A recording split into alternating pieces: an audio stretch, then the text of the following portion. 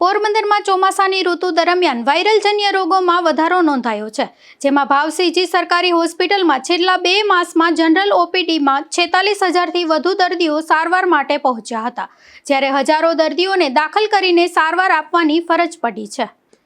દર વર્ષે ચોમાસાની શરૂઆત સાથે વાયરલજન્ય રોગોના કેસોમાં વધારો થતો હોય છે। આ વર્ષે જિલ્લામાં વરસાદનું પ્રમાણ ઓછું હોવા છતાં વાયરલ ઇન્ફેક્શનના દર્દીઓની સંખ્યામાં વધારો નોંધાયો છે। પોરબંદરની ભાવસીજી સરકારી હોસ્પિટલના આંકડા મુજબ છેલ્લા 2 માસ દરમિયાન જનરલ ઓપીડીમાં કુલ 46,000 દર્દીઓ સારવાર માટે નોંધાયા હતા। આ દરમિયાન તાવના 480, શરદી ઉધરસના 276, ડેન્ગ્યુનો 1, મેલેરિયાના 2 તેમજ ઝાડા ઉલટીના 224 કેસ નોંધાયા હતા। તો ગંભીર સ્થિતિના કુલ 3,715 દર્દીઓને હોસ્પિટલમાં દાખલ કરી અને સારવાર આપવાની ફરજ પડી હતી।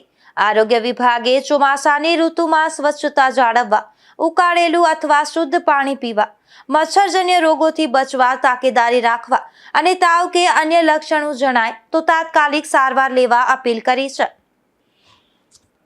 નિપુલ પોપટ સાથે અશોક થાનકી, ગુજરાત ન્યૂઝ, પોરબંદર।